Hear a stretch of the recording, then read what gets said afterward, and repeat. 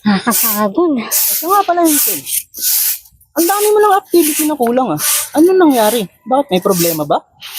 Nagpasensya na sir. Naging busy po kasi ako this week. Kaya hindi ko po nagawa lahat. Hazel, lagi mo nilang sinasabi na may mga problema ka.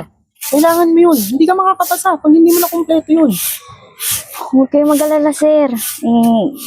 Ginagawa ko naman na po eh. Inuumpisahan ko na din. Ilang beses mo na sinabi yan. Paulit-ulit na lang tayo. Hindi ka makakapasa niyan. Opo sir, huwag kayo mag-alala. Gagawin ko na po. Sabi ko kasi sa'yo, magpasa ka eh. Sorry. Ay, parang anak ko yun ah. Anak? Ano po yan ah? Oh, Hazel. Nanay mo? Ay, hindi po. Hindi ko po siya mama.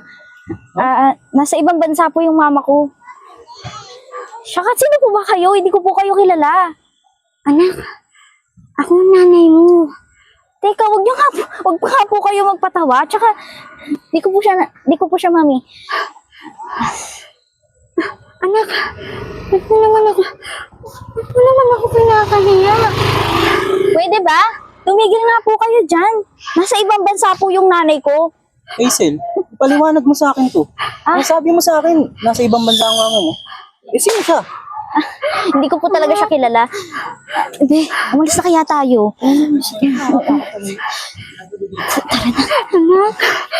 Tara na.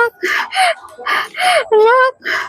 Pasensya na po kayo. Hindi ko po alam na kayo po ang kanyang ina. Ako po ang nanay niya, sir. Pasensya ka na. Walang nasabi sa akin si Hazel na ikaw ang ina niya. Ang banggit niya kasi sa akin, nasa ibang bansa daw ang kanyang ina.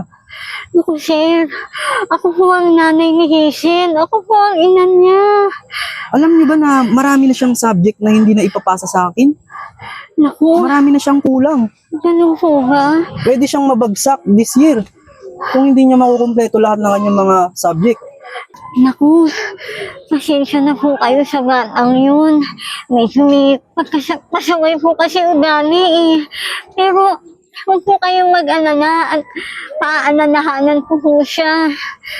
Nauunawaan kita. Ang hindi ko lang mawari, bakit kailangan gawin ni Hazel sa'yo yun bilang ina? Hindi ko po alam, sir. Ako nga rin po, nagulat sa ginawa niya eh. Masakit po yun bilang ina. Hindi ko po inaasahan na yun po ang naisasabi po niya ako. Alam ko naman, nakikita ko naman sa'yo na mabuti kang ina. At sana, kausapin mo mabuti si Hazel, bakit niya nagawa yun? Opo, sir. Pasensya na rin po kayo. Ako na po ang humihingi ng tawad siya. Naging asal niya kanina. Pasensya na po. Sige, at ako ilalakad na. Sana makausap mo siya ng maayos para maipasa niya yung mga project at maipasa niya sa akin. Kasi wala siyang sinasabi sa akin na nandito pala ang kanyang ina. Opo, sir. Salamat po. Salamat po sa pasensya Sige. ninyo. Pasensya Salamat ka na po. rin. Okay. Opo.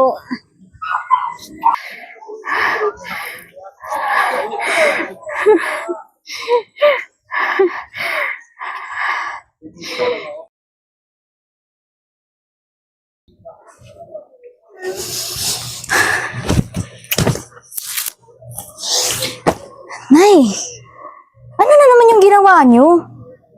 Ilang beses ko bang sasabihin sa inyo na huwag kayong pumunta sa school? Na huwag kayong magpakita sa mga classmate ko? At mas lalong huwag mo akong tatawaging anak? Intindihan mo? Wala na! Sira na ako sa mga kaibigan ko. Sa teachers ko. Ano na lang sasabihin nila sa akin? Na ganyan yung nanay ko? Ganyan yung trabaho ng nanay ko? Bakit kasi hindi mo naiwan yung trabaho na yan? Ayaw mo na lang maghanap ng ibang trabaho? Sawan-sawa na ako sa gantong estado ng buhay natin. Alam mo, naiinggit nga ako sa mga classmate ko eh. Kasi ang ganda ng buhay nila. Nabibili nila lahat ng gusto nila. Nakakakain sila ng masarap.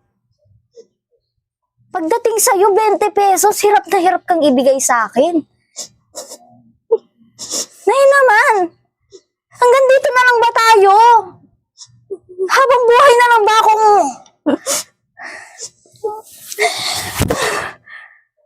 Ano, Nay? Ganito na lang tayo? Ganyan ka naman sa akin, anak. Bakit kailangan mo naman akong ipahiya sa mga kasama mo? Napakasakit. Napakasakit na. Simpleng buhay lang ang kaya kong maimigay sa'yo. Pero hindi mo man natatalalak. Simula nung bata ka pa. Ako na nga mag-isang nagtaguyod sa'yo. Ang bumuhay sa'yo. Oo. May kapansanan ako. May milot ako. Ang mundo. Walang ginawa kundi laitin ako. Ang itsura ko. Nakahinsala. Sa'yo, bilang anak ko, makatanggap man lang ako kahit kunting pagmamahal. Sana sa'yo, bilang anak ko, makatanggap man lang ako kahit kunting pagmamahal. Pero wala. Wala.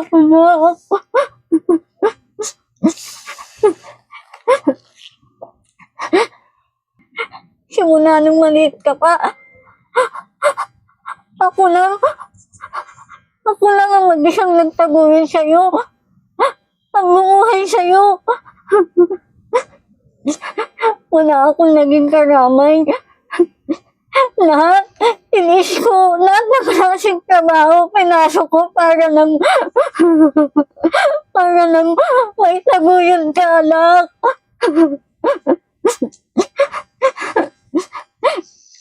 Tandaan mo, lahat ng mga sinasabi ko sa iyo ngayon, manang araw, magiging magulang ka rin. Kahit hindi mo na ako ituring bilang magulang mo.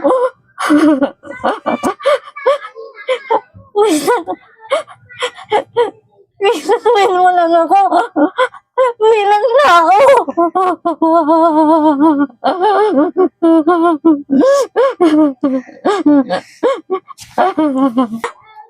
Bakit, anak?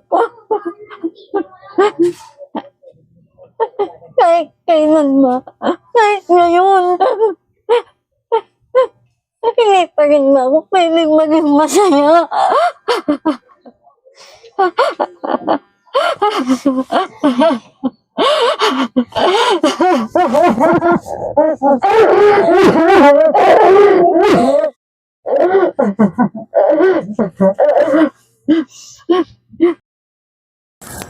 O Hazel, nasa na yung mga kulang na project mo? Yan na nga, sir. Pasensya na talaga. Pero huwag kayo mag-alala, sir. Nagawa ko naman na yung iba. Hindi ko pa nga lang po nakapasok. Dapat this week, kumpleto ka na. Alam mo naman na malapit ka ang graduation nyo. Opo, sir. Nakakaasa po kayo. Oh, yan pala yung nanay mo. Ang layo Hindi mo lang kayo magkamukha. Sure.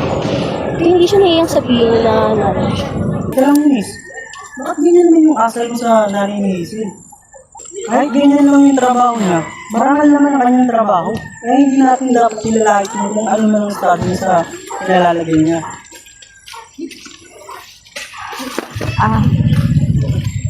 Sir, pasensya na kayo.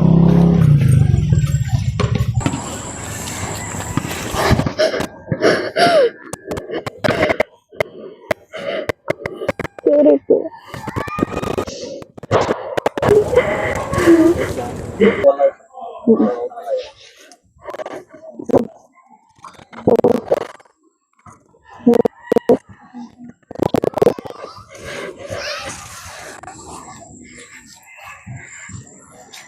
Opo. Nanay ko siya. Totoong nanay ko. At hindi ko na po siya ikakahiya kahit na kanino. Pasensya na po kayo. Hindi ko naman po kasi alam Tama yan, Eunice. Dahil hindi namin kayo tinuturuan ng bastos sa ating paaralan. O sige, Hazel. Mrs. Grace, Eunice, dito na ako at marami pa akong aasikasuhin sa school. Mag-iingat kayo sa pag-uwi nyo. Salamat po. Ma, pasensya na po kayo sa inasal po ng kaibigan ko kanina, ha. Tsaka, pasensya na din po pala sa naging asal ko po sa inyo. Alam niyo po, lahat ng yun, pinagsisisihan ko na. Ma, nararapat po kayong ipagmalaki. Hindi niyo po deserve na maliitin, lalo ng ibang tao. Hayaan niyo, ma. Babawi po ako sa inyo. Palagi ko po kayong pagmamalaki. Mahal na mahal ko po kayo.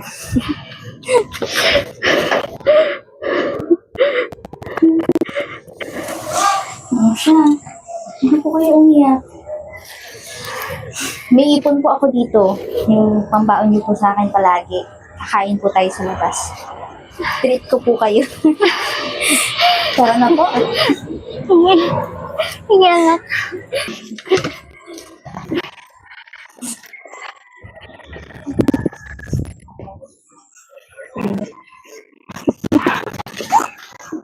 Ako nga.